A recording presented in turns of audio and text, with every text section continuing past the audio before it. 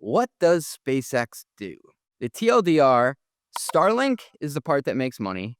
XAI is the part that burns it, and the launch business sits between those two, mostly serving them and making them possible. SpaceX has actually been around for more than 20 years. Elon started it in 2002 with the money from the PayPal sale, and the company has raised 11.9 billion in primary funding across 30 rounds since then. 30 rounds. So the reason it took 30 and not 3 is that going to space is super expensive, and the early years were mostly explosions. The first thing that made this all possible was figuring out how to land the rocket and use it again. A Falcon 9 first stage booster has now flown 34 times. It launches from either Florida or California, and once it's burned through most of its fuel, pushing the payload upward, the first stage separates from the second stage and falls back down to Earth. The second stage keeps climbing with the payload, and the first stage relights its engines mid-fall, slows itself down, this is wild, and lands upright on a floating drone ship in the Atlantic.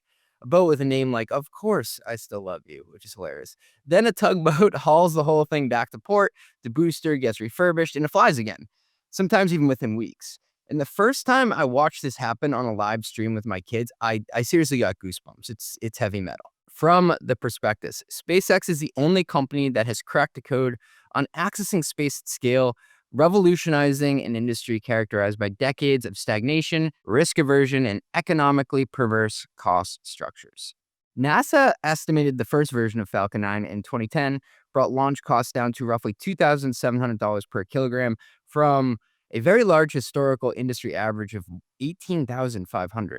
Falcon Heavy got it to about 1,400, and Starship, which they're still working on, is designed to take another 99% off if it works at commercial scale.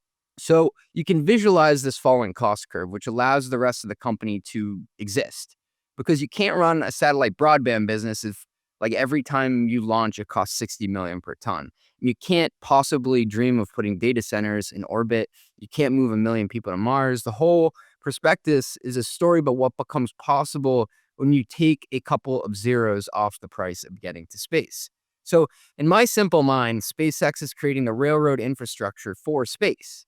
What they put on those rails, whether that's satellites for broadband or AI data centers, it's really anyone's guess. So you could insert the corny "sky's the limit" joke here, but really they're building the railways to space. They own the cheapest possible way to put stuff in space. And so the company reports its results in three segments. So bear with me here. They have launch services, about 8 billion in 2025 revenue. And so SpaceX builds and flies rockets, as you know, and customers pay them to put stuff in orbit. The pricing is actually shockingly transparent. You can find it on their website. They even have like almost an Uber pool option to go with other people's stuff. And the active vehicles are Falcon 9, Falcon Heavy, and Dragon. That's the crew capsule, which has actually carried 78 astronauts since 2020. Starship is that next gen vehicle, which is still in test flights and it's supposed to start delivering commercial payloads later this year. Their customers are NASA, the Department of Defense, the National Reconnaissance Office, which actually sounds like a very large lost and found, and commercial satellite operators. In 2025, they flew 11 of 12 national security space launch missions and all 5 U.S. crew and cargo missions to the International Space Station. Wow. They control 85% of global launches, which is basically a monopoly. Starlink, about 11.4 billion in 2025 revenue. They're growing 50% a year at 63% EBITDA margins. This is like the Netflix of satellite internet. You buy a kit, you pay a monthly fee, you get broadband anywhere on Earth. They have 9,600 satellites in orbit that they put up there with the launch capabilities, and they have 10.3 million subscribers across 164 countries.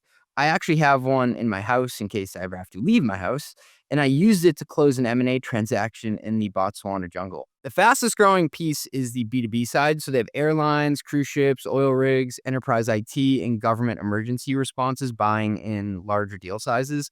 And they say since 2023, no enterprise customer paying more than $750,000 a year has voluntarily canceled. So they're building an enterprise business there. It's not just me buying one for going camping or something.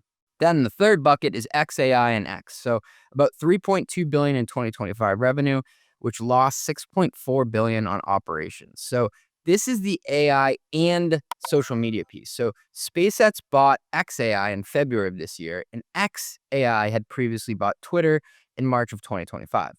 Revenue comes from X advertising, Grok, and X subscriptions, as well as data licensing and selling AI compute to outside customers. So if you're looking at the revenue from this bucket, it contains both ad dollars from vibrator companies on X and Grok subscriptions from Pentagon analysts running war game simulations. The business burns roughly $1 billion a month. You know what's cooler than burning $1 million a month? $1 billion. Most finance teams aren't underperforming. They're actually under-equipped. The problem isn't the people, it's what they're being asked to do.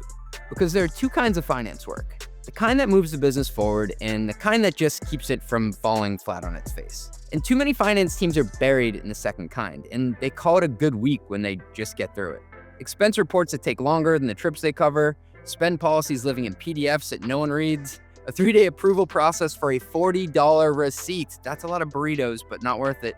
Month-end close that stretches into weeks. These aren't edge cases, they're the default state of finance at most growing companies. And the cost isn't just the time, it's what your best people aren't doing while they're buried in the wrong work.